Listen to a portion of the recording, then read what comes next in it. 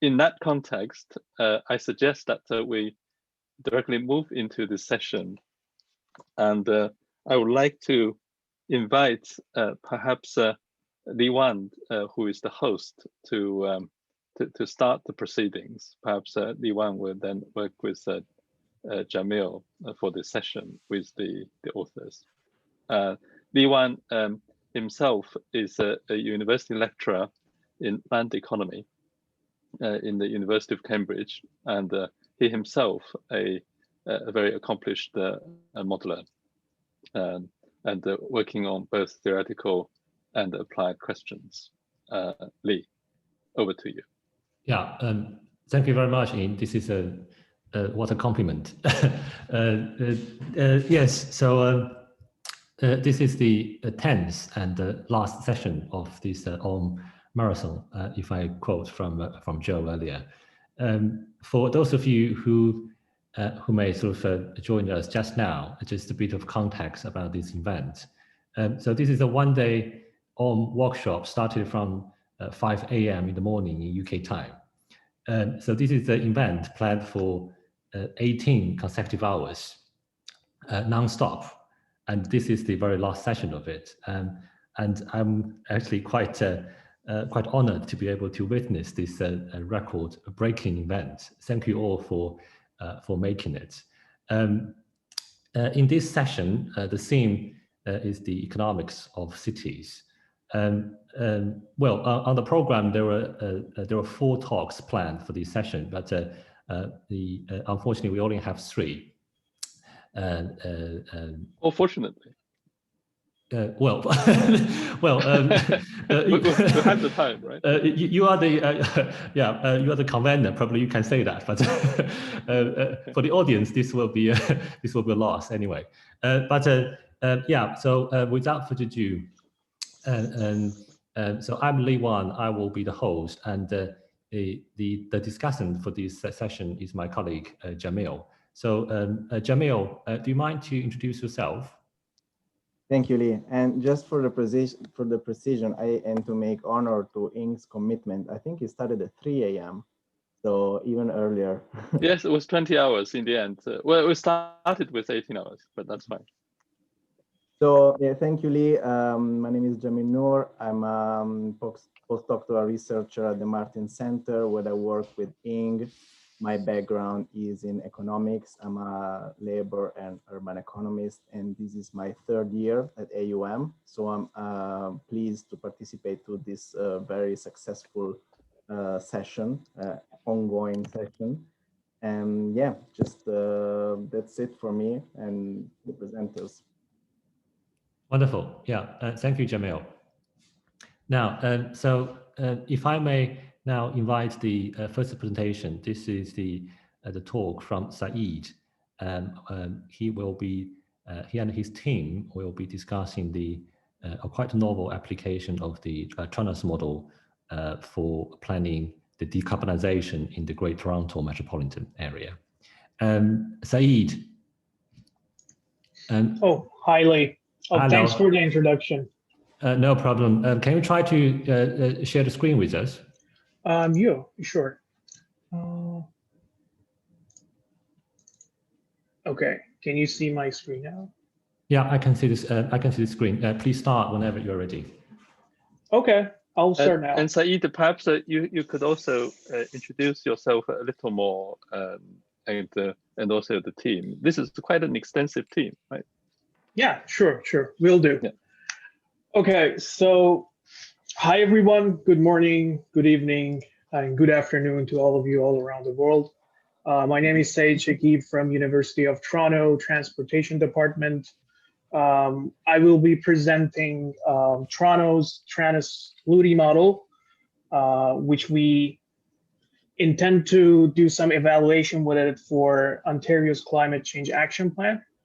I will be presenting this on behalf of our research group, which it's me, Jason, Hawkins from same university, and Professor Habib, our supervisor, and also Mark Purdon from University of Quebec at Montreal. Also, special thanks to Thomas de la Barra, which I don't think he's here now, for all his help for our project. I should mention before I start that this is a work in progress, and it's a project that we are working on it for 1.5 years now.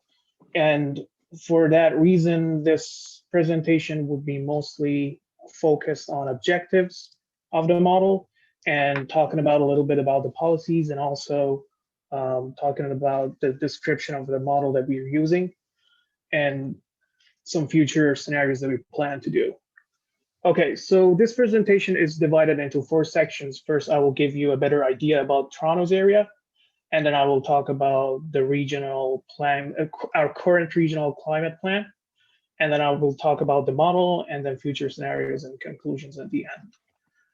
So just to give you a little bit more idea, we are modeling Toronto Metropolitan area, which is in southern Ontario, also called as Great and Golden Horseshoe. Some characteristics of this area is that, just to give you a better understanding of the region, here about 65% of the units are residential, single family residential units, and the rest are high-rise and mid-rise framed. 37.2% of the population is centric in Toronto, which is a little bit more than average in North America. And 13.2% of the greenhouse gas emissions are produced by residential land use. We have a relatively high transit ridership in North America, but a lot less compared to cities in Europe. And that goes for the land use part of the introduction of our study area.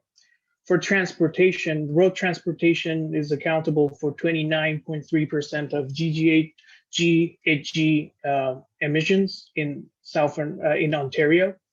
We have 13% transit ridership. 86% of the household at least own one private vehicle. Each household has 2.6% and persons, and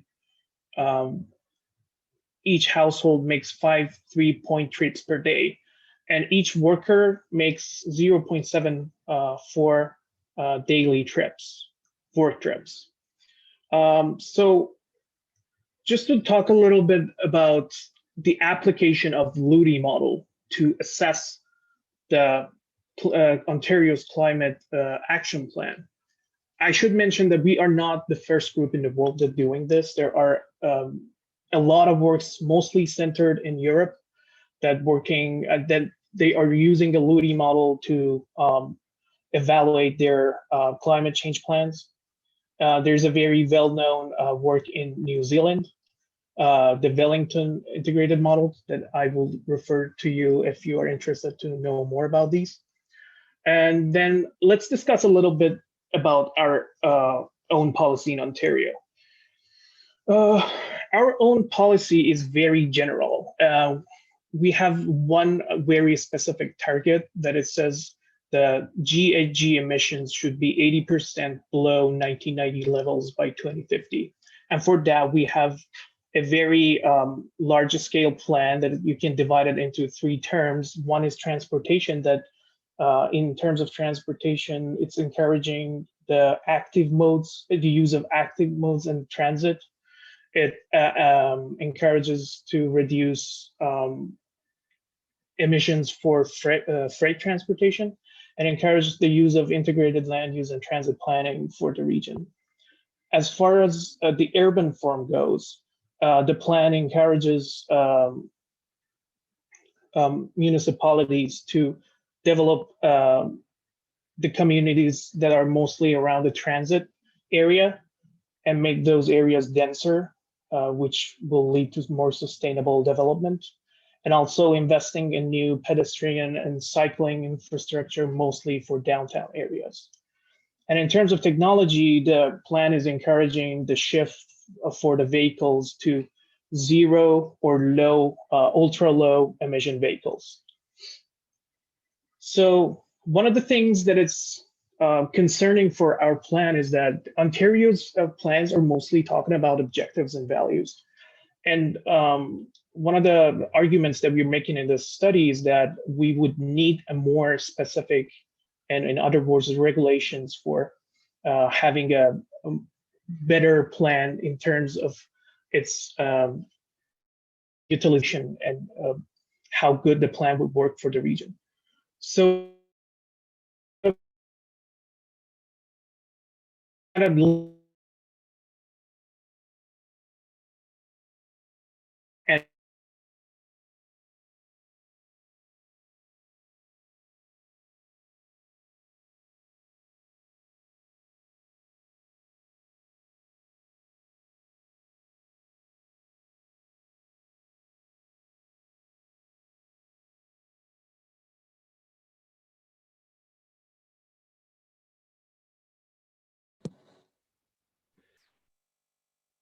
we might have lost Saeed, I think. Looks like you're muted, Lee.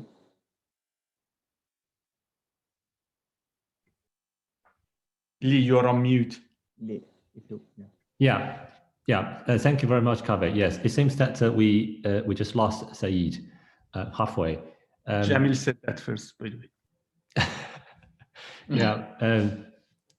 This is unexpected. So we'll try to get him back online if we could. Well, wait for a minute or two. So I think. I will just fill this gap by.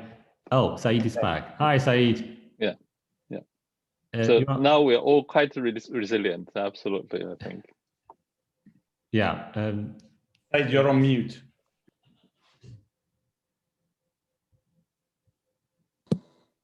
Sorry, Saeed, you're muted. Okay, sorry about that. Hi, so Saeed, I think I got this. I got disconnected. Sorry about that. That's absolutely fine. Okay, so I think I was caught in a place that I was talking about California's regulations. So California has 18 municipalities. Most of them are using LUDI models. Sacramento is using UrbanSim. Sacramento, Los Angeles, and San Diego are using PICUS. And I think San Francisco was using UrbanSim. So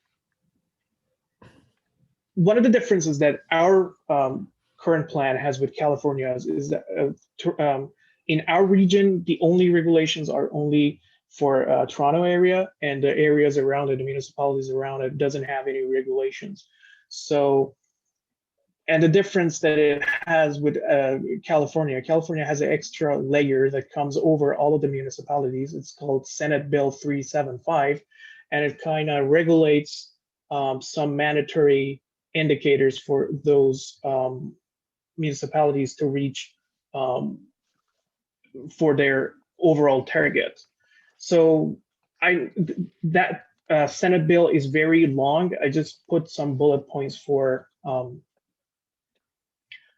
just to indicate the key points of it. My point is it's a plan that it's comprehensive. It's encouraging integrated land use and transportation modeling, and it's a multi-objective plan that it's not only concentrating on the GHG emissions, and it only considers things like equity and affordable housing and everything like that.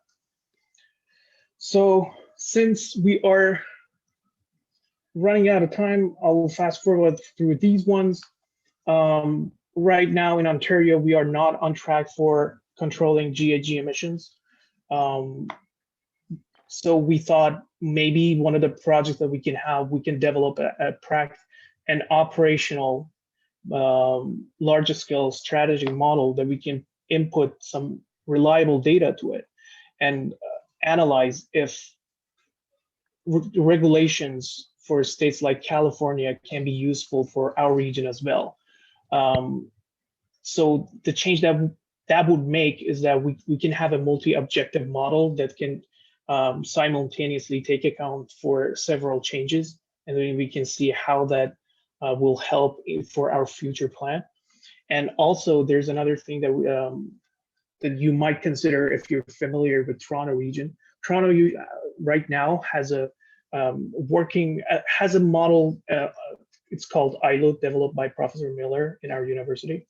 IoT is a very strong model, microsimulation model. But our argument is that because we are doing policy analysis and we need to see what's happening in the future, we need accurate forecasts. We need to have a model that it's less data hungry, so we can put more reliable data to it and use its results for analysis such as this one. So for this purpose, we thought maybe TRANIS can be a good framework. TRANIS is a model that its land use has three main components. It starts off with Larry model, and then it has a special input-output, kind of special input-output model for the land use, which uses supply and demand, or with the way they say it, production and consumption equilibrium to calibrate the land use model. And for the transportation model, it starts with a path search, multi-dimensional path search, and then it connects to a 4-step trip-based model to forecast the future transportation indicators. So for this, I will go through the land use part and transport part of our model. I will talk a little bit about them, and then I will talk about the data sources and calibration, which is our current stage. So we defined, so the job sectors in Toronto can be defined into 9 categories. Based on our objective, we defined 4 of them as exogenous economic sectors and 5 of them as endogenous. And then these, the way the TRANIS works is it starts off with the base sectors in a Larry-based model, and exogenous sectors will induce population, and those population will need endogenous economic sectors to work in. And those, and once they've worked in a job, those job will induce more population, and there will be some iteration in a Larry-based style model, and it will find a convergence for the population and this economic data that it's provided by us. And then after the population in our model is divided into 5 categories based on the income of the people. And then for the land use, we have 2 layers. First, we assume that people and jobs consume floor spaces in the area. And then those floor spaces, which are, for example, silos, high-rise buildings, or low-rise frame, will consume industrial, commercial, or residential or agricultural land. And the way those sectors work is completely different than the Larry model in TRANIS model. Since TRANIS is for that section, TRANIS uses an input-output structure, but not in a conventional way in an inverse matrix that we see in the textbooks. TRANIS has a multi-regional problem to solve, so it uses an iterative numerical algorithm that it has to find an equilibrium for production and consumption for each sector, and simultaneously do it for our case, 105 regions with same consumption and production functions. And as far as the transportation model goes in TRANIS, transportation model starts with a path search. And there's a distinction between modes and operators in TRANIS. So operators in a conventional way are comparable with travel modes in a 4-step model. And the reason is that because the substitution patterns between operators and modes are different. This will make TRANIS applicable for simultaneously taking account for human travel and also freight travel. If you remember, one of the policies in Ontario's plan was also the reduction of the freight transportation greenhouse gas emissions. So we needed a model that can simultaneously model freight and people transportation. And then once those paths are searched for each person, for each mode and operator, the cost of each travel is calculated, and based on that, the trip generation is done, and then we are in a conventional 4-step model for transportation. So for our case, Toronto's TRANS model uses 5 main data sources. Our calibration happens in 2011. We have the parcel data, the real estate price data for housing. We have the transportation data from Transport Tomorrow survey. The employment comes from Info Canada dataset, and all of them are always balanced by 2011 census data by Stats Canada. Once we calibrated this model for 2011 census data, we are planning to validate it for 2016 census data to see the model is working, to make sure that the model would be useful for policy analysis in the future. And as I mentioned before, the challenge for calibration that we're facing is that TRANS is using a user equilibrium model that balances consumption and productions for different regions and simultaneously between consumption and production. And finding a function for 105 different regions that it's in the range supports all 105 regions equilibrium, it's a little bit tricky. And then you are needed to play with the utility functions for each sectors and finding the appropriate elasticity factor for those zones.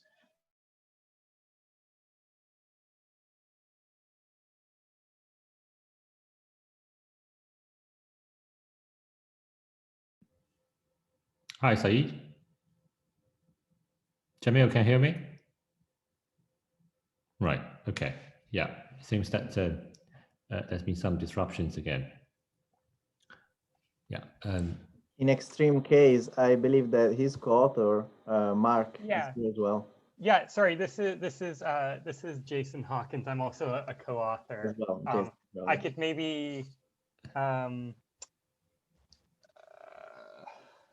Jason, if you if you're happy and you have the slides, perhaps I'm not you can sure finish if the I rest of the have slides. Recent version of his slides. I think I have them. I can just. Oh no, Saeed is back.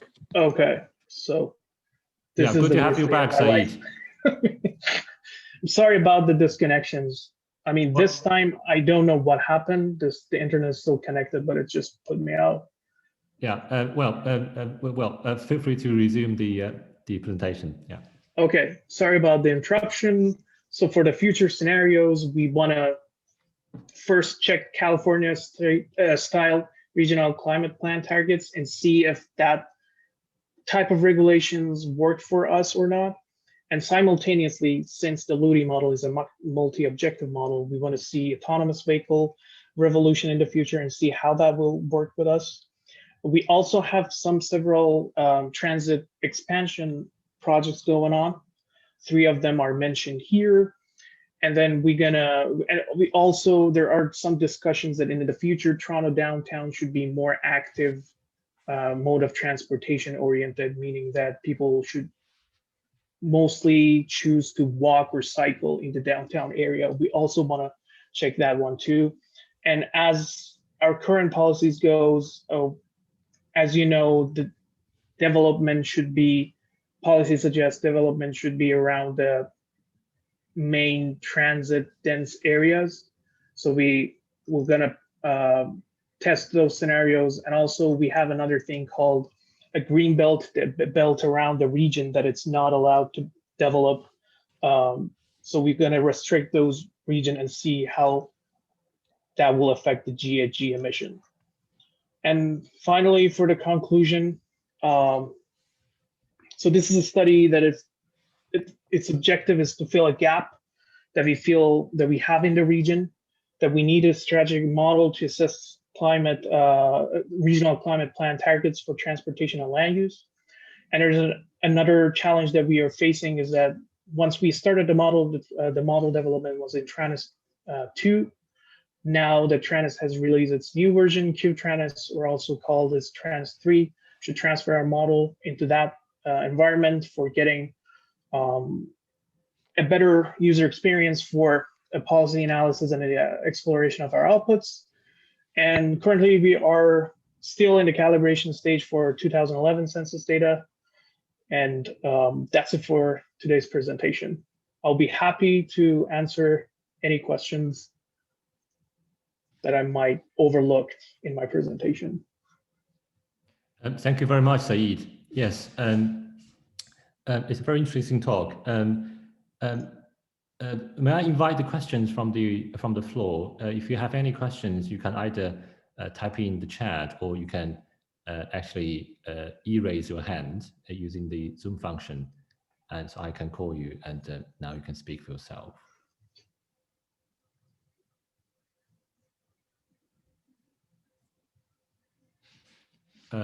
Right, just to get this, sorry, is that Mark? Yeah, maybe I just have one quick clarification, because I think one part of Saeed's talk got cut off when he was talking about the policy issues. So one of the real interests we have is that these types of land use, integrated land use and transportation models are being used in California to demonstrate conformity, policy conformity with regional regional climate plan targets, which are greenhouse gas reduction targets per vehicle mile traveled. And they're used in the policy process, and they're linked to funding for transportation infrastructure development. And this has been developed in California under this SB 375, also known as the Sustainable Communities Act. We don't have something like this in Canada.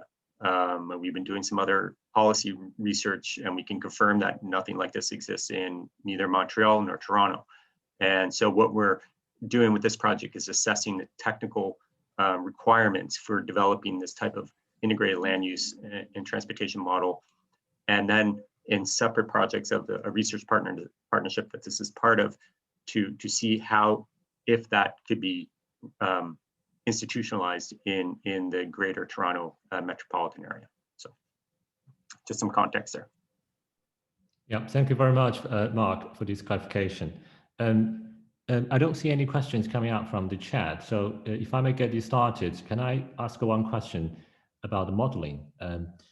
Well, I think the audience Sure. are reasonably familiar with the Tranos model, given this is a very established modeling suite. My question is about how the transport sector is modeled in this specific application. I'm asking this because you mentioned that the transport sector is a very significant contributor to the greenhouse gas emissions. But how the transport sector may react to these decarbonization measures, does that entail sort of a change of the model to capture these mechanisms? So how this transport sector is modeled in your case? Okay, so the way that it works in Tranos is, so the model starts with once the activities and jobs and population is distributed around the city, the model would calculate the activities in the city, like the origin and destination of the people. And then based on that, it will generate trips for each zone, from each zone to any other zone. Yeah. And that will would be the basics for the four-step model. And besides that, there is a multi-dimensional path search that search paths for different modes simultaneously. And for example, it says from zone I to zone J, there are these 5 possible paths. And this percentage of the people are going to use this path, this percentage, this path. And then once you have them overall for all the regions, it will give you the overall vehicle mile traveled within the city, which that can be used for the calculations of the greenhouse gas emissions. Right. Yeah. Sorry. Maybe I can add to that. So this is Jason. So Hi, Jason. In California, the way that it's set up, they haven't had to make any changes to their transport models to satisfy the requirements of SB 375 or the Sustainable Community Act. So they basically are taking the output from their transport models and, you know, with various just standard transport scenarios and reporting to the state level regulator on what they expect their reductions to be in VMT, or as we would call it in the UK and Canada, VKT. One of the challenges they've had there, though, is one of the requirements is to have some representation of land use. And so one of the ways that you can do that in the California regulations is to implement a land use model. And so in San Francisco, they are using the urban sim land use model. In several of the other metropolitan regions, they're using some form of a PICUS model, which I'm quite familiar with because I'm one of the former developers of the model. But the challenge they have there, and the reason why we're using the TRANIS model, is that the MPOs sort of had challenges in terms of data requirements and implementation in using their PICUS model to satisfy those policy requirements. And so we think that with our TRANIS model, we should be able, it already sort of has the necessary components to meet the requirements in California. And so then the idea is that we're applying it in Toronto to see if the sort of existing policies we have, if we were sort of, you know, a region in California, if we would, and we reported those outputs to the regulation board, if we would sort of be satisfying those requirements. Right. Yeah. Thank you very much, Jason, and also Saeed. And I want to ask our discussant, Jamil, do you have any question or comments for this presentation? Yes, thanks. I do. In reality, in the audience, there are people who are much more qualified than me to make comments in this, both on the TRANIS modeling suite, which are not comment because, as you said, it is well established in this community. But on the environmental side, which is not really my domain, in particular, we have our colleague Kare Jahanshahi, who used to work at DEFRA, that in the UK is the Department for Environment and Food and Rural Affairs. So I'm just gonna think probably more generally about the trend that the Luti community is undergoing, which is integrating more and more these environmental questions in the analysis. As Saeed was saying, there are a few attempts now. He mentioned a few in Europe, and he's presenting a case for Canada and California. And carbon emission in reality is very interesting. Particularly, it's a global phenomenon. We know all this, but in the UK, for instance, I can provide information for this because the Marketing Center has been involved in discussions with the DEFRA department, in particular, for treating another parallel problem, which is the one of nitrogen dioxide, which actually in the UK, as of 2016, was 99% of emissions came from burning of fuels. In particular, it was 34% from road transport, 23% for other forms of transport, and then you had 22% from power stations and 12% from industrial sites. That is from the urban sector of it. And so transport really means nitrogen dioxide and particulate matter beyond CO2 emission. And of course, from the rural sector, there could be considerations of additional pollutants, in particular ammonia and nitrous oxide. In the UK, 88% of ammonia's emissions are due to the agricultural sector. In general, I think that the legislators are more and more sensitive to this question. And I would like maybe to ask the speakers to precise a little bit how exactly the pollutants are computed and integrated into the model. In the UK, I know that there's been an effort to adopt some sort of a interdisciplinary approach that draws on a variety of data. For instance, you could rely on DMV, the Department of Motor Vehicles, that provides you information, detailed information on car type, vehicle type distribution, and emission and road traffic. You could integrate climate sensors. You could try to compute, for instance, CO2 production directly from different industry sectors.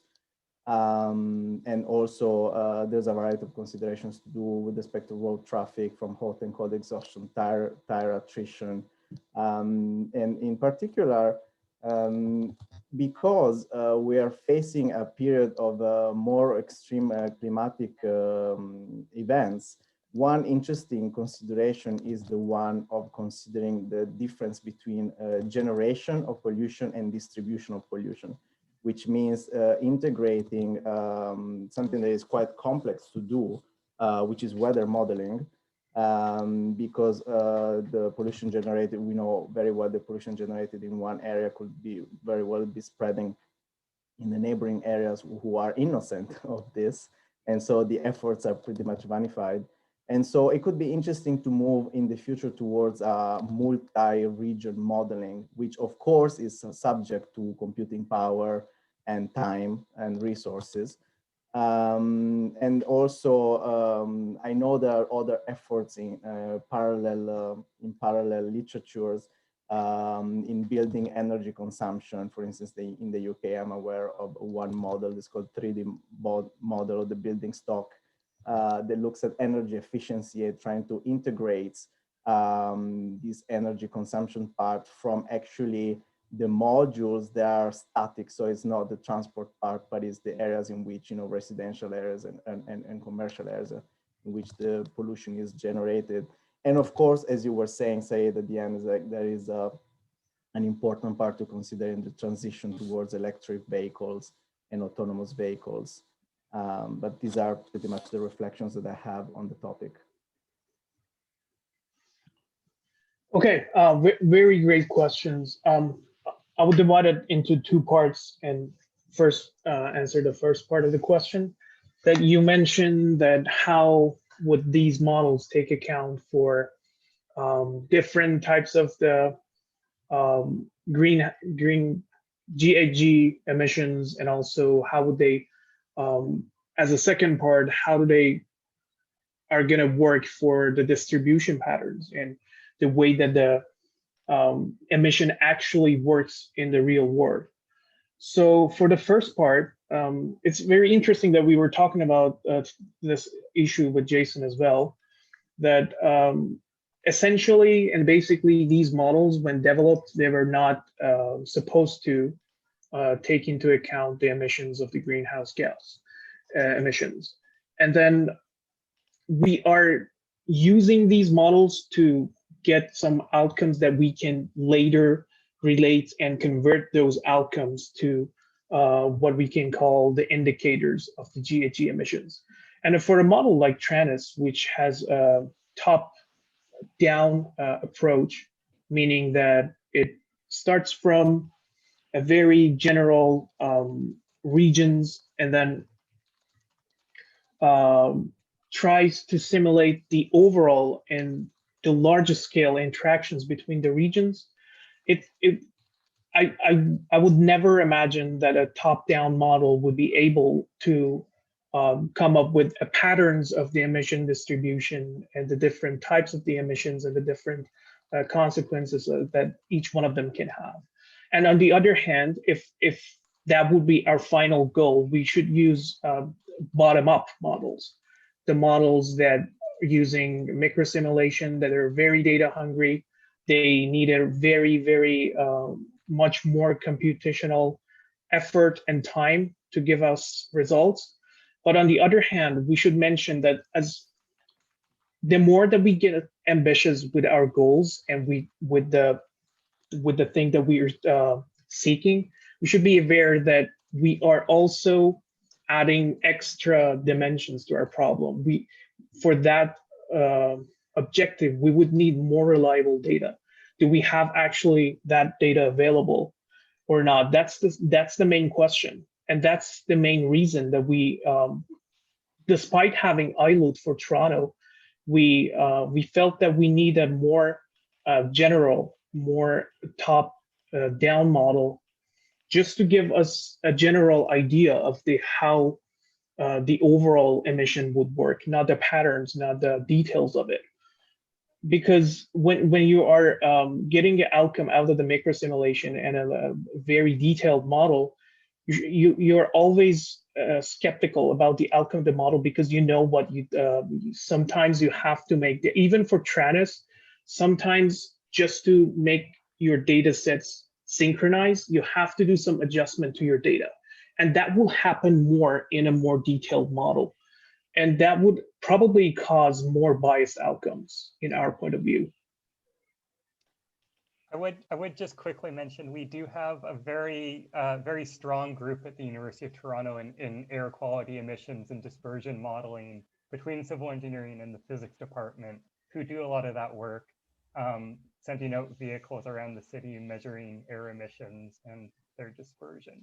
So we have a very strong group that we can work with to provide that sort of integration. That's great. Right. I think sorry. If you're going to the next presentation, that's different. But if not, I can also add some comments in here. I suggest that I'm being the host here, so I think timekeeping is quite important. So if I may suggest that perhaps leave that comment to the very end if we have more time. Okay, yeah? sure. No Thanks for that. Yes, I'm aware of the time, so we should move on to the next presentation. So our speaker is Aya from University of Manchester. So Aya is doing a PhD study at Manchester, and her presentation today is about using the agent-based modeling to simulate the Section 106 negotiations in the UK. Aya, can you try to share your screen with us? Yeah.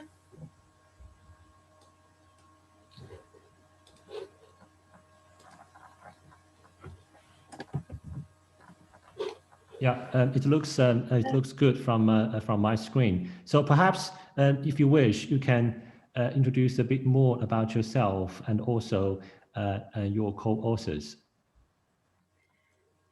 Okay, so hello everyone. I'm Aya, I'm Egyptian, and I'm studying, this is my third year of PhD in University of Manchester. And my research is funded by the Schlumberger Foundation, which is intended for giving scholarships to women in STEM, science, technology, engineering, mathematics. My co-authors are Nuno, Pinto, and Richard Kingston, and they are my supervisor. Nuno Pinto, my main supervisor, Richard Kingston, my co-supervisor. And today I'll be presenting a simulation model, an agent-based model on how to simulate the negotiations between urban stakeholders in the urban planning. So before going into the models or the simulation, let's first understand, when does the urban negotiation happen? So when we have like urban systems that rely on strategic planning in their planning process, that is when the urban negotiations happen. Why? Because as you can see in this map, this is the strategic plan of Manchester for 2027. So strategic planning is that you can have like a huge blob, very flexible around a certain area, saying, okay, this is a strategic housing location and 30% of our housing are intended to be in this area. But there is no at all any exact details about how will we implement those 30%. So it is left flexible.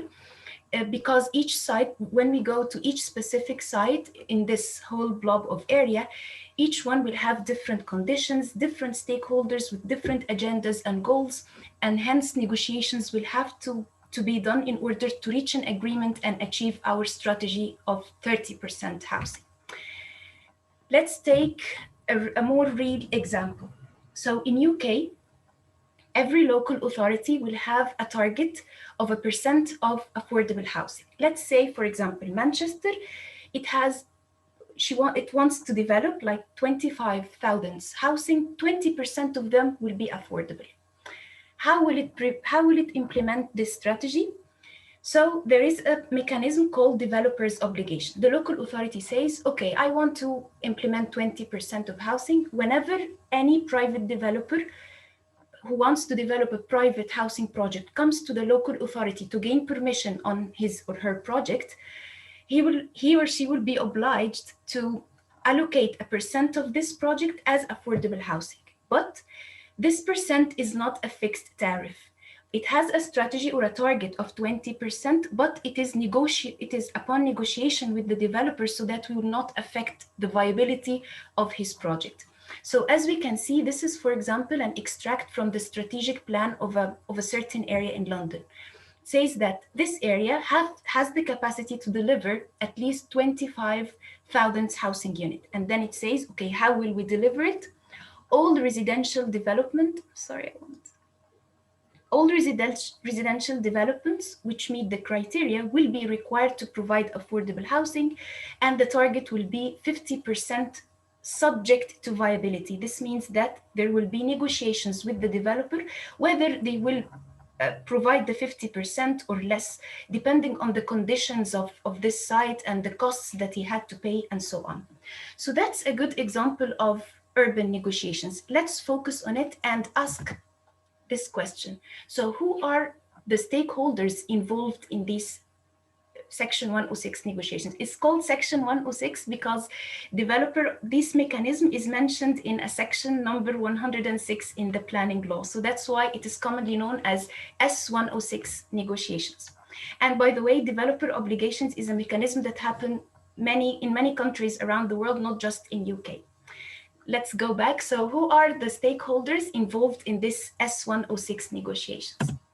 So as we can see, I don't know, okay. So as you can see here, that's what we mentioned. We have the local planning authority and the developer. Those are the main heroes which are negotiating together, and they negotiate on the percent of affordable housing, the tenor mix, and any other obligations related to public infrastructure. But actually, the developer does not only negotiate with the local planning authority. Before going to the local planning authority, he negotiates with the landowner on the price of the land on which the development will take place. And after he applies for permission to the planning authority, and if they settle on a certain percent of affordable housing, he will take those units of affordable housing and then he will he will sell them to the housing association. So he will have then to negotiate with the housing association on the price of the affordable units. So the developer actually negotiates with the landowner, the local planning authority, and the housing associations. So this mechanism has a lot of negotiations taking place. For the simplicity of my research, I assumed that the developer has already bought the land, and he is now just has to negotiate with the local planning authority and the housing association. So now we are focusing on Section 106 negotiations, and we have three stakeholders: developer, LPA, and housing association. So what am I going to do? So Section 106 negotiations have been studied in several studies and research. One major institute of studying is the Cambridge Center for Housing Research, and it does a lot of research on Section 106. But this research is qualitative. They did like interviews and surveys with developer and local planning authorities who start to criticize the problems of the negotiations and the delays that they cause to the development, and how this just having like poor skills can affect the outcome greatly. But we still don't have any other idea about how really the negotiation takes place. So what am I going to do? I'm going to develop a simulation-based model, an agent-based model for this kind of negotiation, Section 106, aiming that this would be a prototype, these models would be a prototype for urban negotiations. My simulation is agent-based, and it is developed on a platform called Gamma. Gamma platform is like NetLogo, but it has a Java-based language, but its capabilities are more advanced, and you can do a lot of features on Gamma. That's why it was selected from all the other platforms. But why is it useful to simulate urban negotiations? Well, actually, as we said, urban stakeholders have a lot of criticisms and problems when they go to negotiations. They don't know what is the best strategy or what is the best skill to negotiate on how their skills affect the outcome. So we could help them or support them by, if they just have like a platform on which they can run several experiments with different parameters and observe how just changing the parameters can change the outcome. This can only be done if we have a simulation or a computer-based thing, so that you can run several experiments and test the outcome every time. You cannot do this in role-playing or in real life negotiations. Every time it's just a one case experience that you live through. So having a simulation will help you learn more about how the skills affect the outcome. Before going and describing the simulation, we have to agree on some points.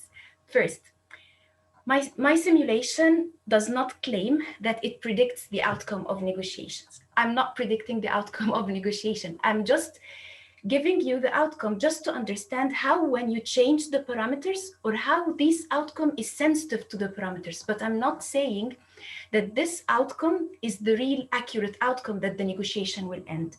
So the simulation is explanatory and not predictive.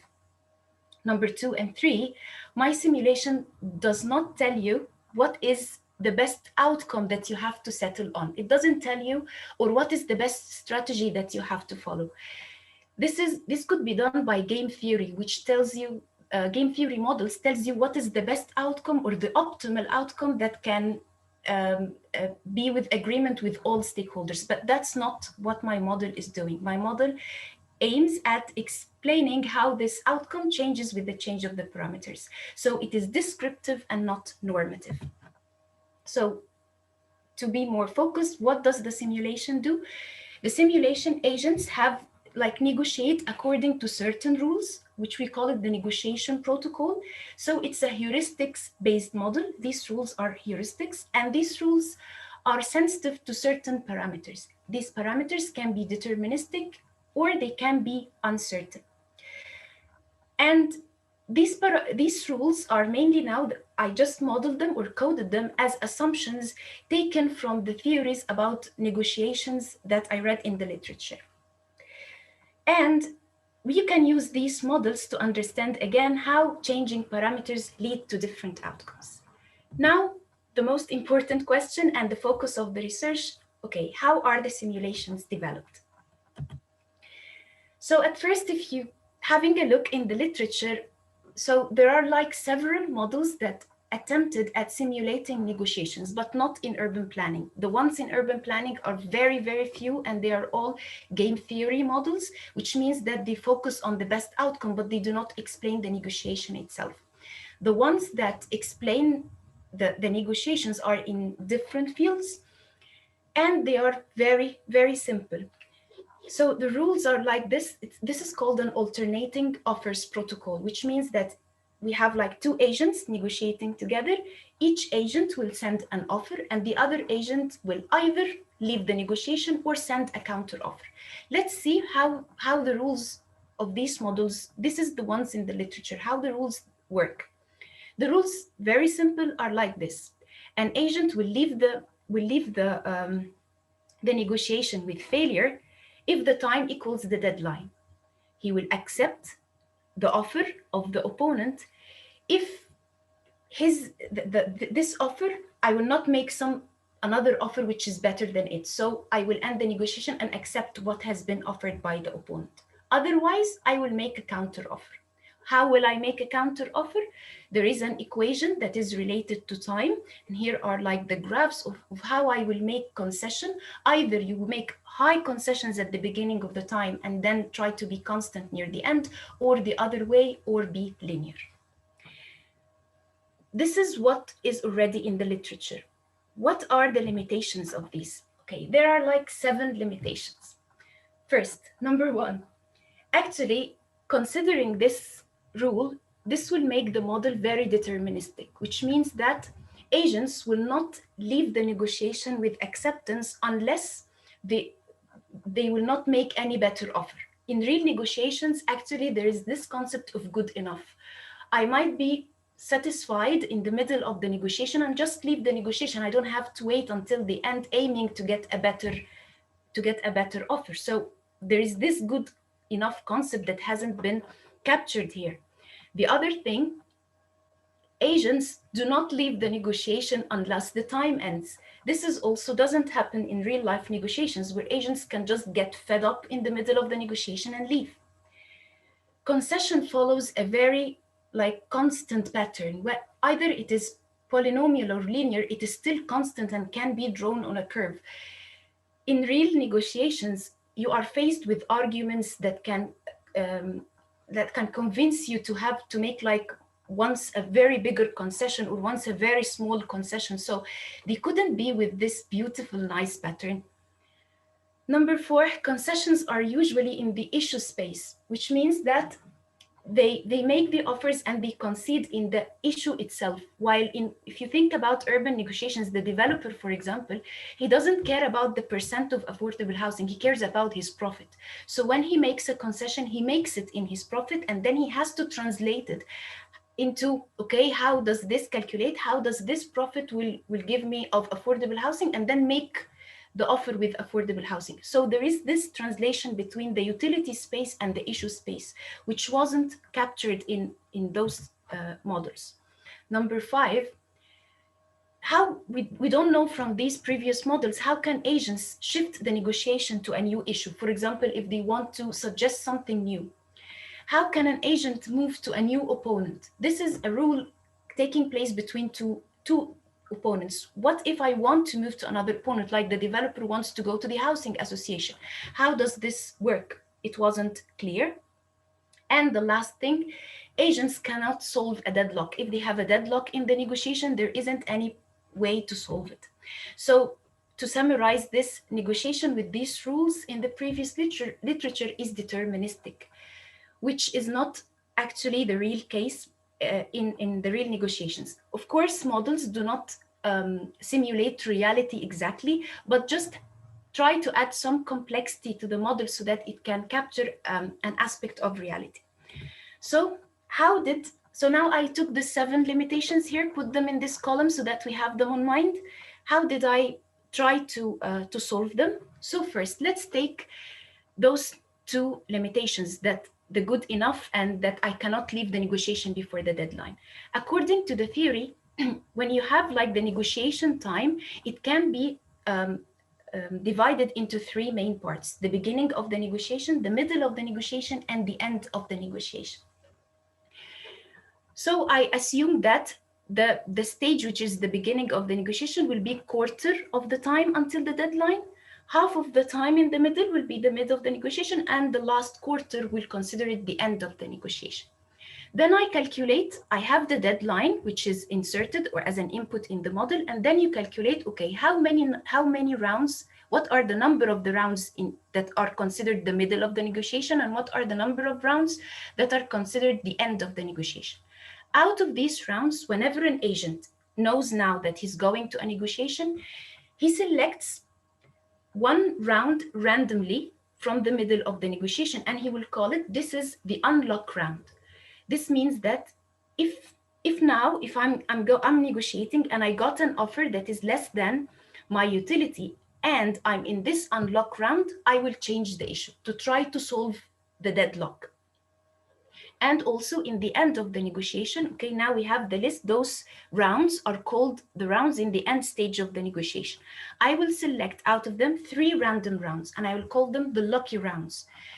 If you give me an offer that is within my range, and it happens that it is in this lucky round, I will consider it good enough and I will leave the negotiation. Or if you give me an offer that is beyond my utility and I have another alternative and it happens that it is in this lucky round, I will just walk away. So adding this rule can have some randomness to the negotiation, and it can account for what happens in reality. Okay, now we move to the criticism of the concession pattern, which was very well defined. How did I account for the arguments that happen in real negotiations and we do not know and we cannot add in this model? Also still the concept of randomness. Okay, we have each agent has the target of his utility. Let's say we are from the developer, he wants his maximum is 30% profit and his bottom line is 10% profit. He conceded in the last round until he reached to 25% profit. And the opponent gave him an offer which made 15% profit. So now his range is 25 minus 15, so his range is 10. What is his steps of concessions? Let's say 1%, which means that, okay, I can concede by 1% from 30, 29, 28, and so on and so forth. If the range is 10 divided by the value of the step, so I have 10 steps. Randomly select one step. Either you will select 2 steps or I will select 4 steps. So it depends, and either I will make a huge jump or I will make a very tight jump. And this accounts for the arguments which I didn't know that the agent received in reality and I cannot integrate in this model. And how can they move from one opponent to another? The model was developed using states and transitions, which you may be familiar with if knowing the cellular automata, but it can also be done in agent-based modeling. So I use the states and transitions that allows the agent to move from one opponent to another. And how do they send the message? They use a communication language called FIPA, ACL, and it is already a built-in a skill in the Gamma. This is how, in a very simple, brief diagram, how the model works. So at first, all the agents will be in this initial state, which is prepare for negotiation. In this stage, I will select the opponent and prepare the variables that I will prepare to negotiate. Then, if I receive a message or if I'm the one sending the message, I will automatically transfer to the second state, which is negotiate. In this negotiate, they apply this action, which is called negotiation protocol, in which the rules which I described in the previous slides are applied. Each agent receives a message, evaluates the offer using the rules that I said before, and then either he leaves the negotiation if it is good enough, or if he decides he's fed up, or if it is just the end of the negotiation. So he transfers to the initial state, or he generates a counter offer. If he goes back to the initial state and there are no more opponents to negotiate with, the simulation will end. So I developed this model on Gamma. So now this is like the output, a screenshot from the output of the model. Here you insert the parameters that you want, and I will explain each one separately. Sorry, Aya, sorry to interrupt you. I'm just aware of the time. So you probably have 5 minutes left. Is that okay? Yeah. Okay, yeah, okay. So here are the input parameters, the conversation log, and here are the output.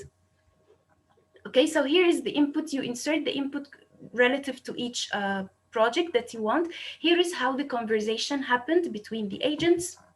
And here is the outcome.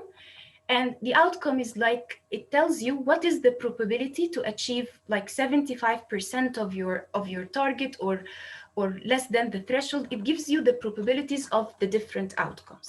What is the limitation of this model? First, that although it addressed those previous limitations, actually this randomization is uncontrolled. The second thing is that agents cannot move to another solutions. Like in real negotiations, they can suggest offsite provision or payment, for example. This wasn't integrated in this model. However, this uncontrolled randomization is useful because it gives us the huge space of possibilities. So I developed another more advanced model. It's called, based on an architecture called BDI, Belief, Desire, Intention. And what I did is that I integrated the first model into the second model as a submodel, in which each agent will run this model using several assumptions, and he will calculate from this graph his expected utility. So he will have a prior expectation about the development. Based upon this expectation, he will negotiate in the second model. I will not explain the belief, desire, intention architecture now, because of the time, but just to go quickly. So this is how it the architecture goes. First, the agent has a goal, which he converts it into a utility function. For example, if it is the developer, it will be the profit. He converts the profit into an equation. Then the goal will be converted into objectives, like developing. How will he achieve the profit? He will develop a housing project, then fulfill the obligations, then sell the affordable housing. These will be converted in the BDI architecture into desires. Each desire will have either one or multiple plans in which you can choose from to achieve this objective. This is like a snapshot of the time on how it goes. So at first he has, let's see, he is now in the desire of fulfilling the obligations. He sends a message, he selects one plan, and he sends, let's say, like the on-site provision. He sends a message from this plan and he perceives the reply. He evaluates the utility of the offer and he makes a model of the opponent. He understands the persistence of the opponent, the position of the opponent relative to my expectation, his progress, and what plan is he using. And according to all these beliefs that I gained, I generate a reply, which is either in the same plan or in another plan. I will move to another plan like offsite or payment, or if I decide to end the negotiation. The second model was the coding of the second model was done, but it is what is left is just the final touches of the model, which is to convert the output into graphical presentations, and this would be done. Last, this is like a quick comparison between the two models. So in terms of interpretability, the BDI model is highly interpretable because due to the modular architecture of the BDI, the simplicity, however, is a bit low because you have to code several things. So in terms of the coding, the simplicity is not that high. However, in thinking about how to generalize it into different cases, not just the section 106, BDI model can work well. And this is like how I converted from the utility space. So this is the different methods in it. And finally, this is my last slide. So this is like the general diagram on how we can apply this BDI concept of the model into general applications, not just the section 106, into general urban negotiations, in urban planning in general. And that's it. The future research about it is that we're going to test those models with real stakeholders and urban planners and tell them ask them about how do they think about these models. And that's it. Thank you for listening and sorry for the time. Thank you, Aya. Thank you very much for this for the very clear rundown of this new model. I just find one question from the chat. This is from Yue, one of my colleagues. So if I may relate that question to you, how you imagine integrating outside possibilities into the negotiation? And she gave one example. Some planning authorities would allow more community infrastructure levy to substitute planning obligations. Yeah. Well, it would be great if you can provide a brief answer to that, and we can continue the discussion afterwards. Yeah, so the community infrastructure levy is not negotiated, it's just a fixed tariff. So you can add it in the input parameters so that it can be integrated in the utility of the developer when he calculates his costs. But he will not negotiate in the community infrastructure levy, it will just be an added cost. Yeah, thank you very much, Aya. And I just want to quickly check with Jamil. Jamil, do you want to quickly comment on this, or you think that we can actually move on and leave that one to the very end? I will say it immediately, and so it's out of the way. It's only a couple of very quick observations, and I'll leave the floor to Andrii. So I think that this is an interesting framework for a very poignant problem in the UK, which is the scarcity of affordable housing. And there's been a lot of public discourse on the role of developers and their interactions with the local authority. And I think it would be interesting if you could consider more in your simulation the role of bargaining power, in particular defining any type of sharing rule which could be actually heterogeneous by areas. And the reason why it should be heterogeneous by areas is that several local authorities rely on Section 106 to compensate for lower council tax revenues, for instance. And so consider as something that you were hinted to the role of alternative compensation mechanisms and their interaction with local municipal finances. And also the position in which the developer could be could have a higher bargaining power where there's lower local competition among developers. And it would be interesting if you could consider to look at possible sources of data, maybe from planning applications or side data from the Ministry of Housing, and to test the validity of your simulations. Yeah. These are my observations. Yeah. Actually, many of the data are from the Cambridge Housing Center of Research. They have like a lot of interviews and surveys, but yeah, for now it's like we're just trying to get this models to be working, and whether they really to interview people, do you think that they are really useful or not? But as I said, I'm not how to say it, I'm not really keen about the accuracy of the outputs more than how the model really works, the rules that the agents used in negotiations. So I maybe would like to validate it in this way, whether these rules you feel that they are logical or not, and then you can use this model for learning purposes later about how changing your starting expectation, for example, affected the outcome, or how does the different sites or projects will lead to different outcomes at the end. So maybe it would be more important to test whether these rules that I assumed or put in the model are logical or not. Thank you, Aya. Yeah, thank you very much, Aya, and also thank you, Jamia, for the observations. Yeah, I think that we should move on to the third and the last presentation of the session. So this is the presentation from Andrii. Andrii is the assistant professor of finance and business economics from University of Southern California. Andrii, can you hear me well? Of course, thank you for the introduction, Lee. Can you try to share your screen with us? Of course, I will do so now. Can you see the slides right now? Yeah, it just showed up. Yes, if you like, please do introduce yourself and your co-author, and then please start whenever you're ready.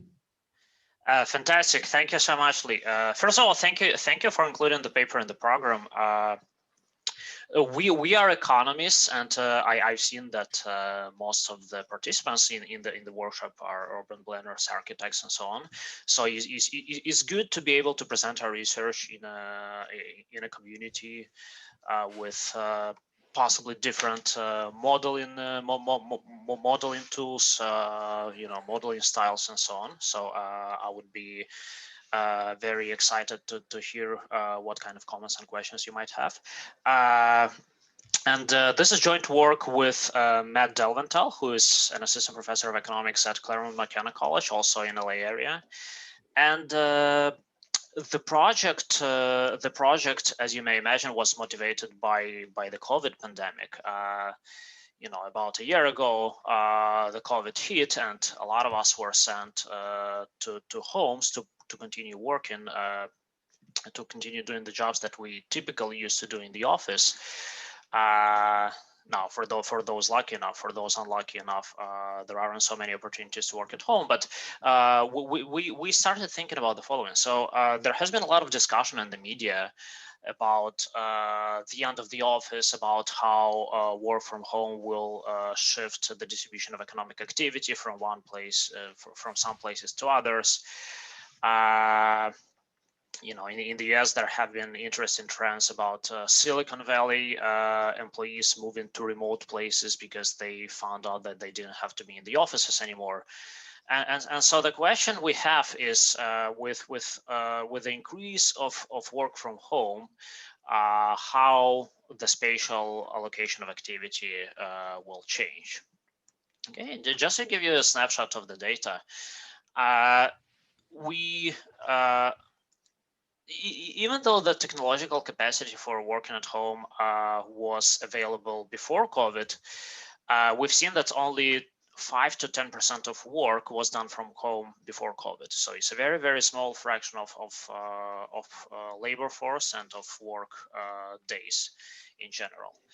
At the same time, a few studies have documented that the amount of work that can feasibly be done from home with the technology that we have at our hands is about 1/3 of the labor force. Okay, and indeed, this survey by Brynjolfsson and co-authors found that 1/3 is precisely the fraction of labor force who was working at home in the first months of COVID.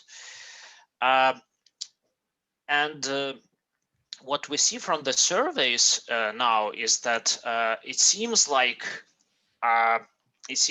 work from home is here to stay.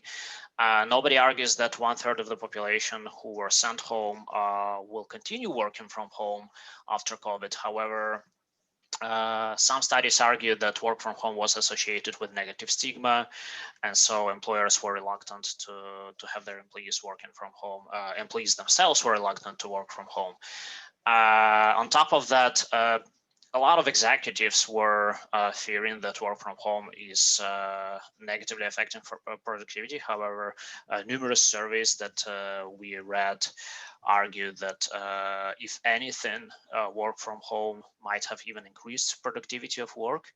And so in general, it seems like the acceptance of work from home has increased substantially during COVID, and this particular survey by Barrero, Bloom, and Davis argues that about 1/5 of work will be done from home after COVID.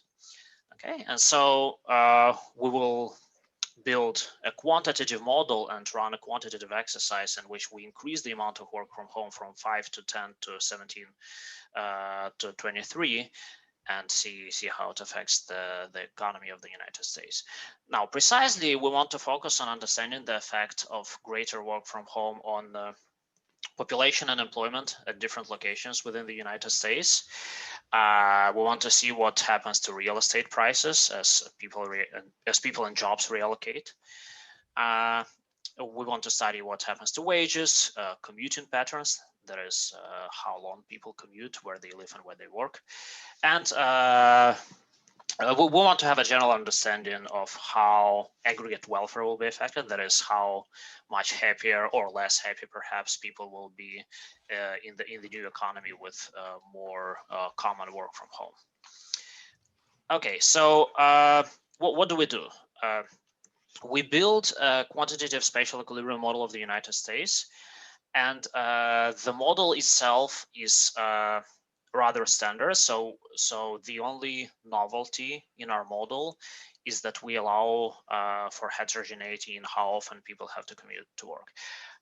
In economics, the standard spatial equilibrium model assumes that you have to come to work every day. Okay. And that's not what we've seen during COVID. That's quite likely not what we will see after COVID. So we try to model that component by allowing people to work from home sometimes. And the way they work from home will be a little bit different from the way they work in the office. And I'll explain this in more detail. And so then we will take the smaller and increase the amount of work from home and see how firms, developers, and workers change their decisions. This is not really a paper about COVID, so we don't consider any other implications of COVID, like social distancing or dislike of density. We focus on the increase of remote work. Loosely speaking, our exercise is imagine that everything is the same as before COVID, but now people suddenly can work more often from home. Let's see what happens. Okay, so a snapshot of our findings. We find that some are more surprising, some are less, but we find that with more common work from home, residents move to less dense places, and that this is happening because there is less need to be living closer to your work. At the same time, we find that so some jobs move to less dense places, but actually a lot of jobs move to more productive places like Manhattan, New York, or the Silicon Valley, and I'll explain why. Well, there is a shift in real estate demand from commercial to residential because as people work from home more often, there is less demand for offices, but more demand for space at homes. We see that on average floor space prices don't change much, but they do fall in dense urban areas and increase a little bit in suburban areas. We also study the implication for wages, and we find that as a result of working from home, there will be more wage inequality, but also more income mixing at the place of residence. Okay, and our aggregate results, that is results, not local results, but the results for the entire economy, depend crucially on how productivity and amenities will adjust in response to reallocations, and we apply different assumptions and find different results, as well as on whether remote workers can or cannot contribute to productivity of their employers. Okay, so let me move on, and I'll explain all of this in greater detail. So here is the model, and I cannot present all the details of the model due to the time constraint. However, the full model is available in the working paper. So in the model, there are many different locations. In our quantitative model, there will be 4,500 locations.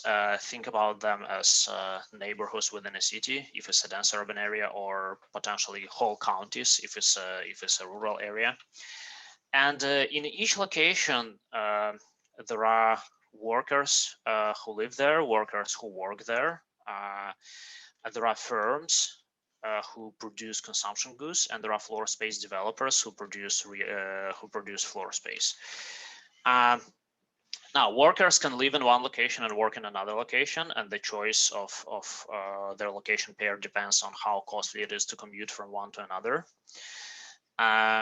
And when making location choices, workers compare wages, housing costs, and amenities. So all else equal, you want to live you want to work in the place with the highest wage, live in the place with lowest housing costs and the best amenities. However, in equilibrium, it will never be possible because of demand for these because the demand for these places will reduce wages due to higher labor supply and increase housing costs, and also affect amenities endogenously.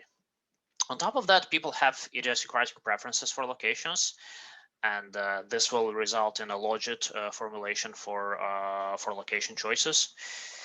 And so this is standard so far. What is new in our model is that work can be done on site, that is at the location of the employer, or at home. Actually, a lot of people will combine the two. So a lot of people in the model will work at home sometimes and work in the office sometimes. And the distribution of the frequency of commuting, that is how often you commute to work versus work from home, will be taken from the survey data. Now, as you can imagine, the theta, that is how often you have to commute to work, determines the importance of living close to your work. If you have to commute daily, you want to live close to your work. If you commute once a week, potentially, you may live in San Diego, commute to LA once a week, and there is nothing particularly dramatic about it. Okay, now, firms produce a single consumption good that is traded across the country and consumed by workers. And they produce these goods by hiring both on-site and remote labor. And remote labor potentially has a different productivity level. Now, the distinction between on-site and remote work is also important for the floor space demand, because on-site work uses commercial floor space. There is offices or production facilities, whereas remote work uses home offices. And finally, the third kind of agent in this model is real estate developer. So they build floor space using land and consumption goods, basically material inputs. And floor space can be used for three purposes: residences, commercial offices, and home offices. Now, home offices are really located in the residences, but for the analytical purposes, it's convenient to distinguish between residential and home office space. And we allow for construction costs to differ across locations, which will also have some implications for changes in floor space prices, both locally and on the aggregate. Finally, to close the model, we allow for residential amenities to be endogenous. The idea is that if you have a lot of people living in a particular neighborhood, amenities will on average be nicer. You'll have more restaurants, higher quality of various kinds of public amenities and so on. We also allow productivity to be endogenous. The more people work in a given location, the more productive this location is due to the well-documented agglomeration externalities. And what we do not know is how remote work contributes or not to these productive externalities, which have been documented pretty well in the urban economics literature. And we allow for different levels of contribution of remote workers to productivity, and find that the degree of their contribution will be important for aggregate effects of greater telecommuting. Okay, so and again, so this is a snapshot of the model. The full model is available in the paper. Let me move on to the data. We calibrate the model to the US economy in 2012-2016 because this is the most recent period for which we have all the data we need. We have 4,500 locations. These are some examples of what a location is in our model. We use the data on employment by workplace and residence. So we know in each of these 4,500 locations, we know how many people live there, how many people work there. We know their wages. We know housing costs, and we also have estimates of construction costs. So we know that, say, building new floor space in Upper West Side New York is more costly than in a rural county in the middle of nowhere.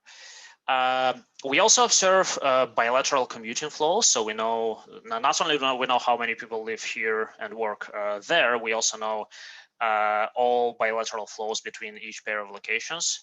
And we know, and we have estimates of commuting times, which is what people take into account when they make location choices. Now, we borrow some parameters from the literature. There are some aggregate elasticities that are important.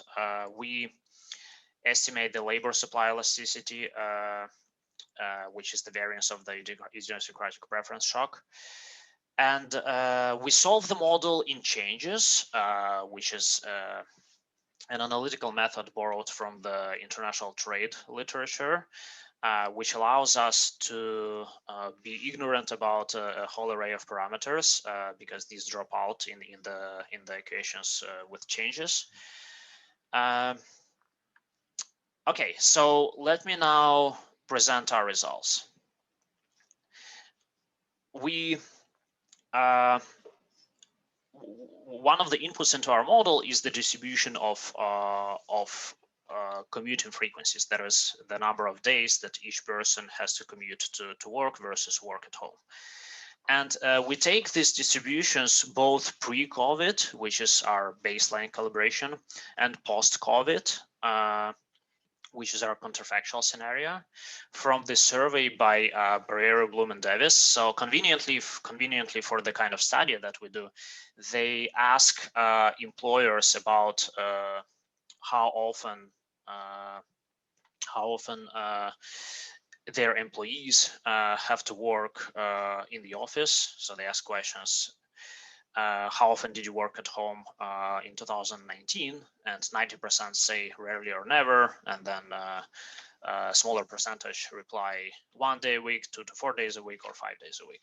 Okay, so this is the distribution of commuting frequencies pre-COVID, and we have the same distribution post-COVID. Well, obviously we don't know what will happen post-COVID. However, we rely on the expectations of employers that remote work will be more common. So we see much larger percentages of employees who work from home 1 day, 2 to 4 days, and 5 days a week, and a smaller percentage of those who have to come to the office every day. This is what the benchmark and the counterfactual distributions of commuting frequencies look like. So theta is the fraction of time you have to come to the office. Before COVID, we see that 90%, this is basically an illustration of the same distribution that I've shown before. And basically we see a shift towards lower values of thetas. Now, this is not the end of the office, as some commentators have argued. We still have 73% of people commuting every day, and we still have 82% of work, that is 82% of work days performed on site. Okay, so it's not a dramatic shift of production from the offices to homes. Nonetheless, it will have sizable spatial applications, as I will show.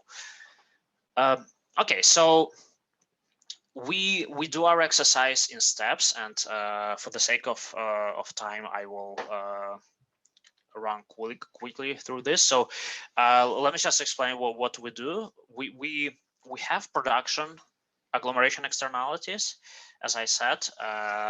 The idea is that the more people work in a given location, the more productive each firm in this location is. We have amenity externalities, which is the same, but on the consumption side. The more people live in a given area, the more attractive this area is. We first turn both of these externalities off and see what happens without them. Then we endogenize amenities and productivities one by one. And finally, Lee, I see you have a question. Sorry, Andrii, just to, sorry to interrupt you. Just to remind you, you have 5 minutes. Okay, sure.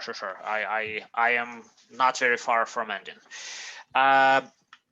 And then we also, in the baseline version, we do not allow remote workers to contribute to these productive externalities, but then we see what happens if technology is advanced enough and working from home is as good for the productivity of the firm as if you are in the office. Okay, so so each dot here represents one of the 4,500 locations. We see that residents in general reallocate from the densest to the least dense places, and this is a result of not having to live close to work, and this happens due to the desire of people to consume larger houses, which are cheaper in less dense places.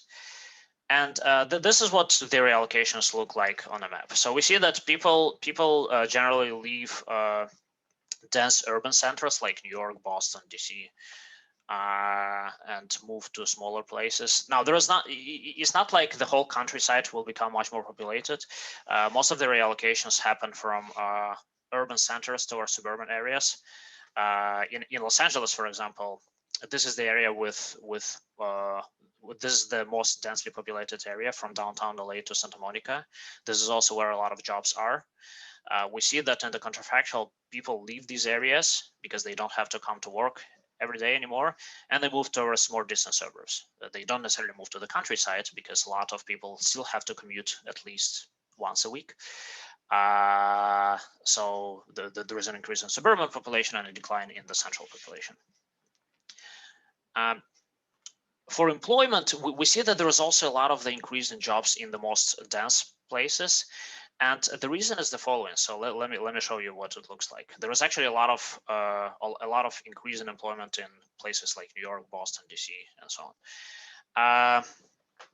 This is an example of New York. So there are lots of new jobs in Manhattan because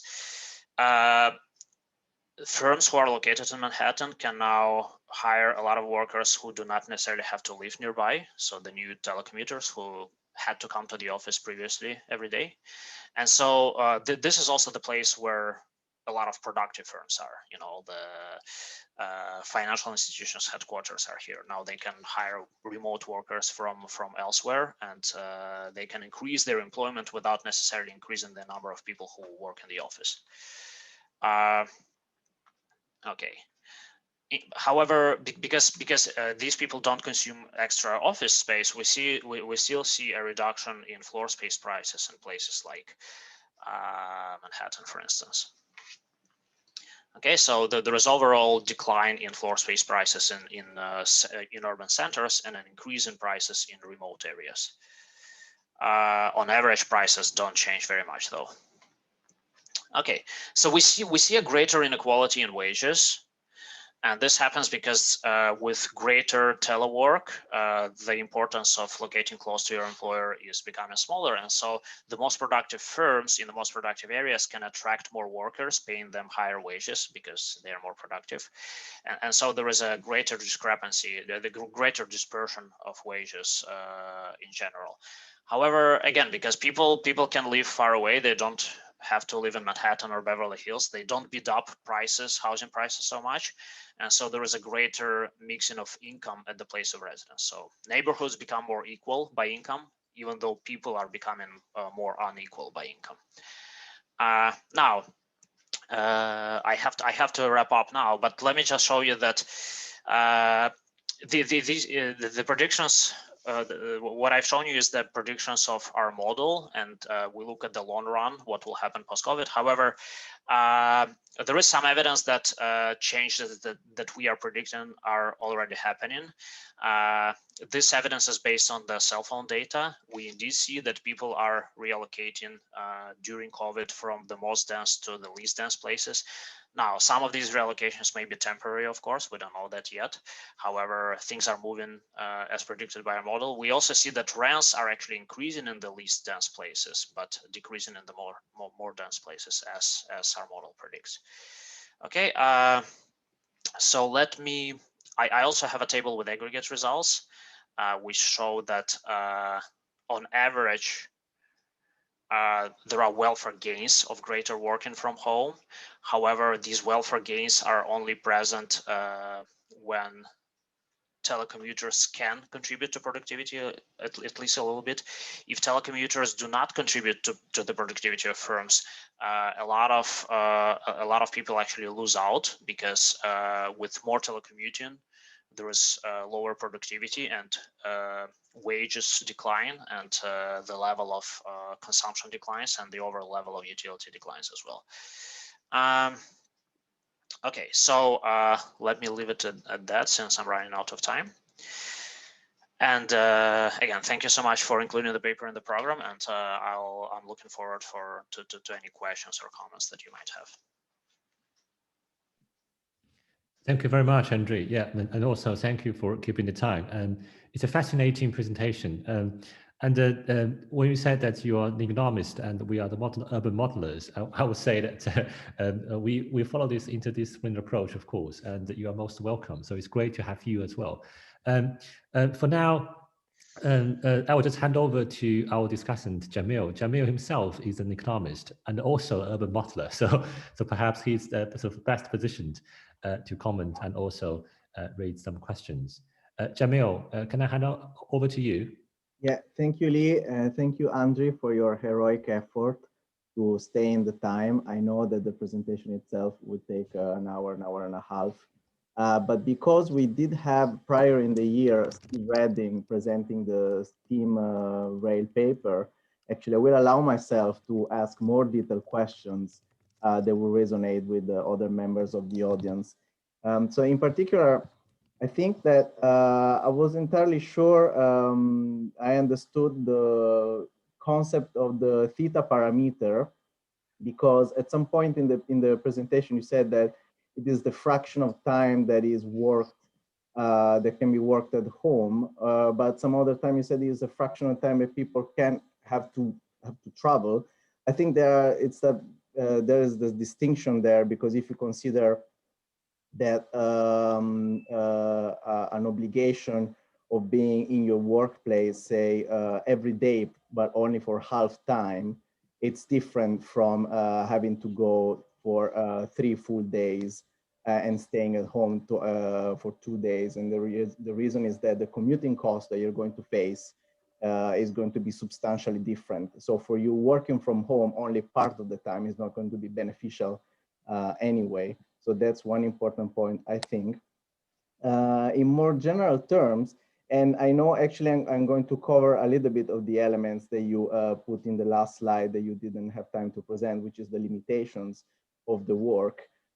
This is something that also Steve Redding pointed out in his latest paper about the existence of different professions that might differ greatly in terms of constraints with respect to the presence of the workers at home, and in particular, the labor share varies greatly across industries.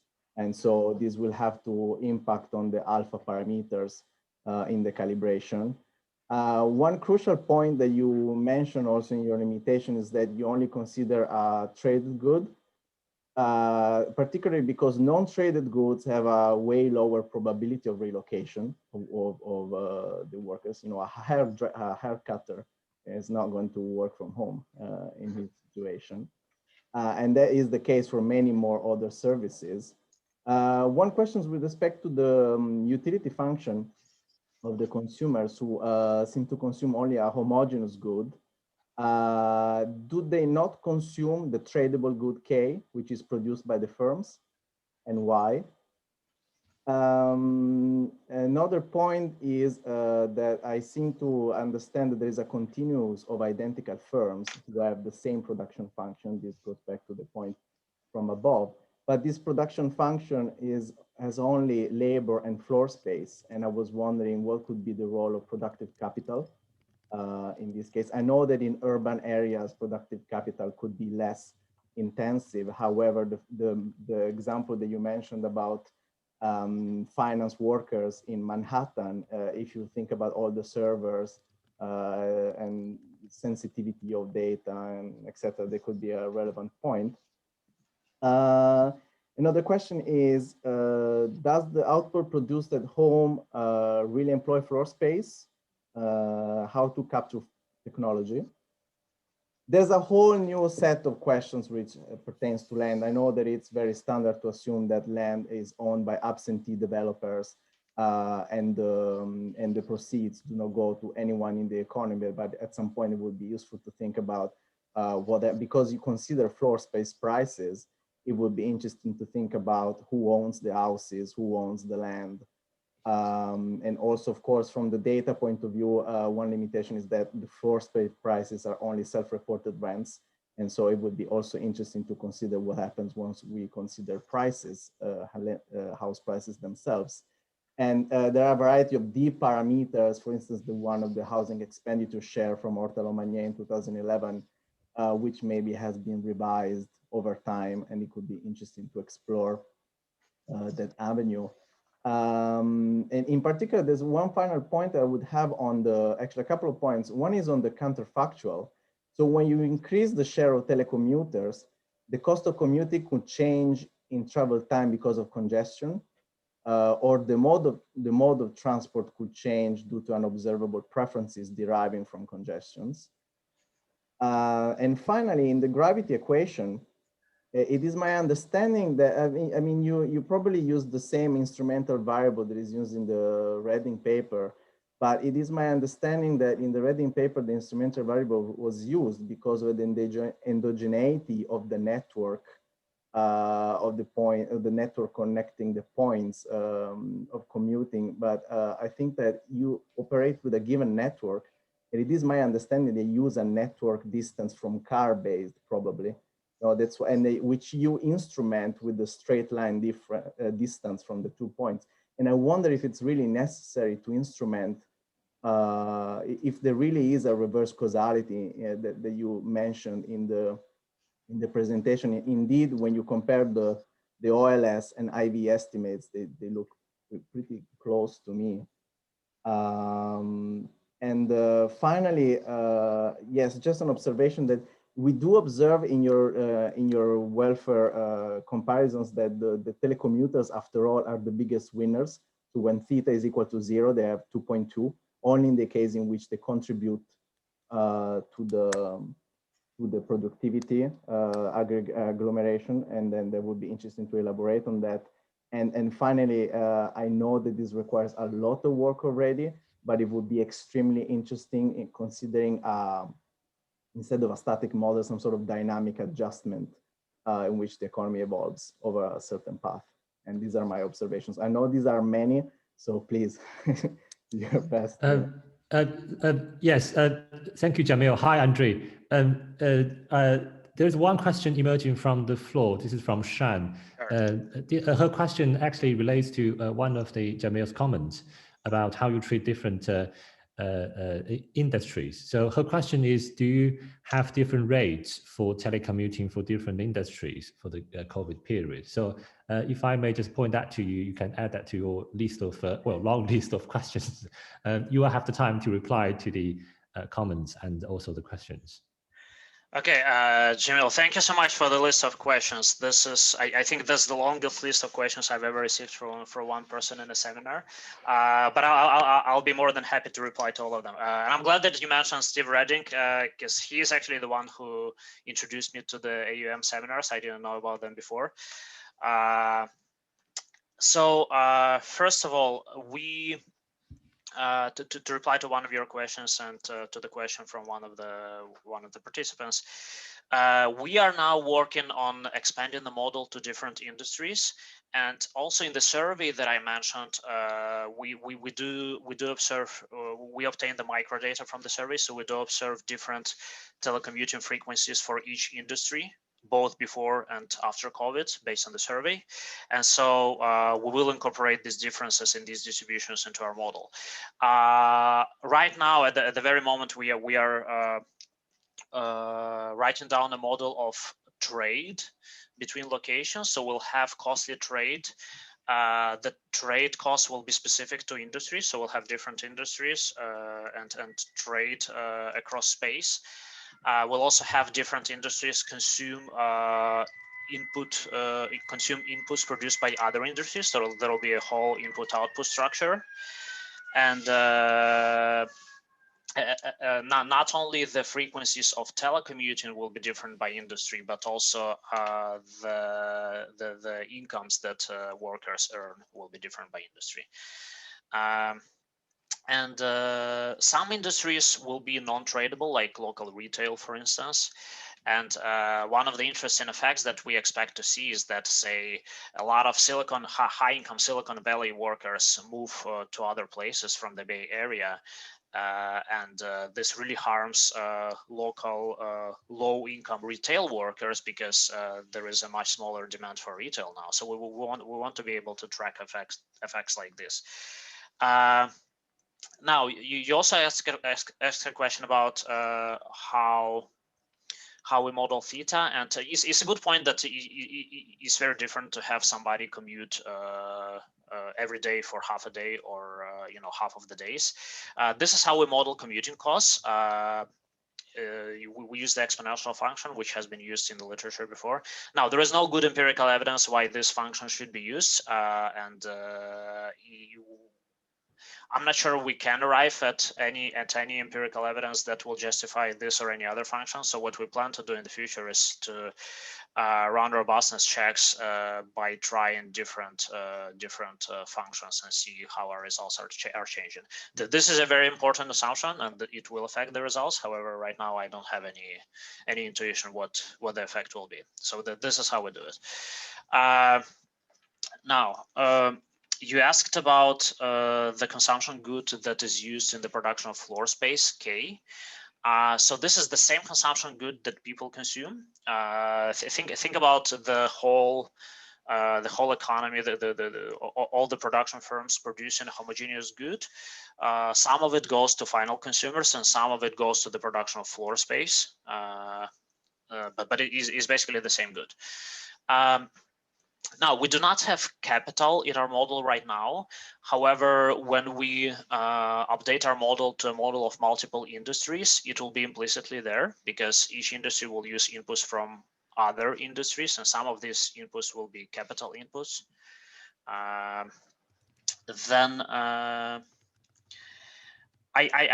like your question about whether output produced at home requires floor space.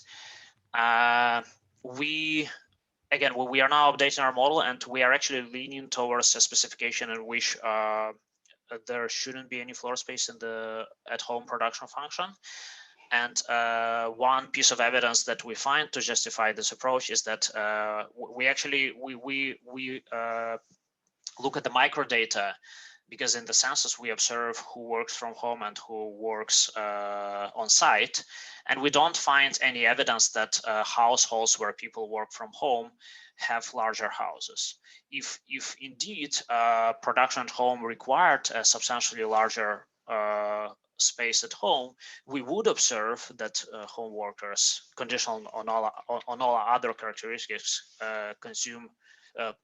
live in bigger houses, but that's not what we see. So we will probably eliminate this assumption and have a production function which uses labor only when people work at home. A good point about land ownership. That's something that we that we've already introduced later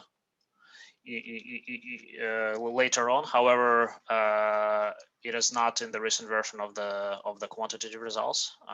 So this is based on the results we obtained in November, and since then we already allowed for redistribution of land rents in the model. So it's there. It doesn't seem to affect aggregate results in any important way. Though it does affect welfare because now land owners come into the welfare equation. We use self-reported rents for housing costs primarily because there is readily available data on self-reported rents. The data on house prices is available too at the aggregate level at least. However, we haven't used it yet. So, I mean, given that we are looking at the long run, it's not clear which one we should use because rents are less volatile over time, and they are a more reliable way to measure housing costs than house prices, which tend to be very volatile over housing cycles. However, we can look at house prices as a robustness check as well. Okay, so the housing expenditure share, the 24% that we take from Davis and Ortala Maria, there seems to be pretty convincing evidence that housing share differs both by location and also by income within the same location. But I mean, this is a good point. This is something that we can experiment with and see whether see how different our results are. I would expect that the reallocations that we predict, that is people moving from the most dense to the least dense areas, will be even stronger because if you allow for the housing share to differ, people will also move from the places where they have to spend more on housing to places where they have to spend a smaller fraction of their income on housing, and they have a bigger financial incentive to move to the least dense places. Of course, as you pointed out, as fewer people commute, congestion will change, so the roads will be less congested. Maybe the mode choice will change. Also, after COVID, we may expect that fewer people want to take transit and more people want to take cars as the more mode choice. We don't have anything to say about that right now. As for instrumenting the gravity equation estimation, I mean, I don't see a strong argument for doing that because, as you pointed out, the estimates are almost the same whether you instrument or not. In fact, we have now re-estimated our model using using PPML, that's the pseudo maximum likelihood estimator, which seems to do a better job in estimating gravity models because you don't have to drop location pairs which have zero commuting. And we do not use instruments when we apply PPML. Dynamic adjustment is something that is much more difficult to do from the technical standpoint, and I would love to do that. I'm not sure if we can succeed in doing that, but that's definitely a good comment. And finally, I think So finally, you mentioned that telecommuters are the biggest winners. Actually, one of the reasons why telecommuters win in the contrafactual economy is that, so we are looking at those people who were telecommuters before and remain telecommuters now. One of the reasons they win is that a lot of new people relocate to remote areas where these telecommuters lived, and amenities endogenously adjust. So now you're not the only telecommuter in the area. There are new restaurants coming in, new bars, and so on. So the area where you live becomes more enjoyable in general. That's one of the reasons. I think I answered all your questions. Let me know if I missed anything. You did, and you gave very exhaustive answers, and I look forward to read again your paper. Thank you so much, Jamil. Thank you, Lee. Thank you. Yeah, thank you, Andrew, for answering such a long list of questions. And as the host, again, I'm conscious of time. This is a jolly interesting topic. I'm sure there are loads of questions, but hopefully we'll keep in touch and follow on with the paper.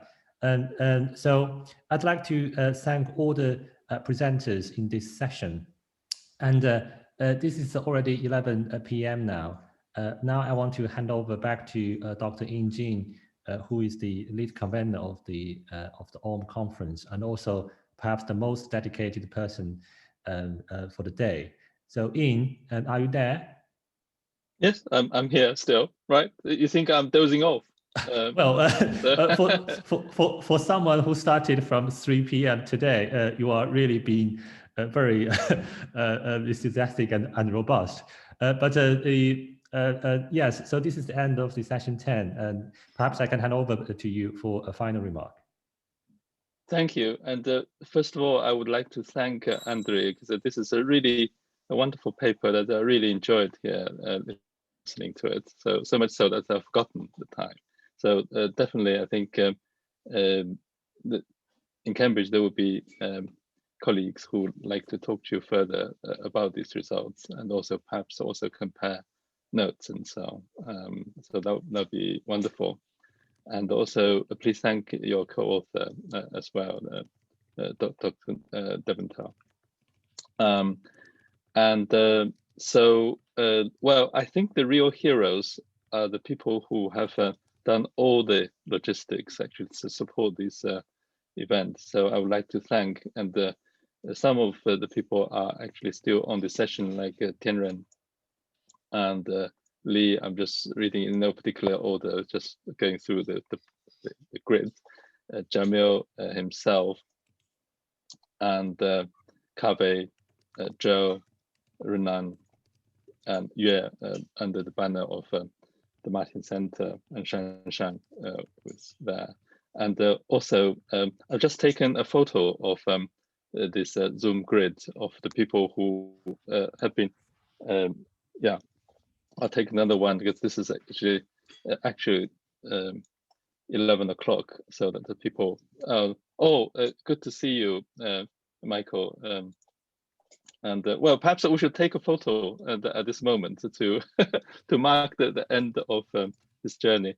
When we started in Australia, we had about 25 people, and then we ended up with 25 people. The number went out to nearly 70 in the middle. But that's geography for you, right? So I'll take another photo here, and then I'll say a big thank you to all our participants. And once you have had a good sleep, think about it, and then reflect on it, and to see whether you'd wish to do it again or not. And probably you'll say, come off it, never do it again in. But certainly this may well be an angle that is resonating with the paper that Andrii has just talked about, because this is probably a new way of doing things, probably not as extreme as this time. So given that this is already 11:03, I would like to thank all our colleagues on the session, and it's a very memorable moment actually to have all of you to discuss the future of the urban world. So I hope to see you again in future AUM events, and do keep in touch, and also do feedback any good ideas that you may have. Right. So, and Joe, you're there still. You changed your background. Your digital background has changed again. Oh no, actually, I've just maybe it's too late for me now. But it's great to have you here, and great to have you because I think Joe probably is the father of the group.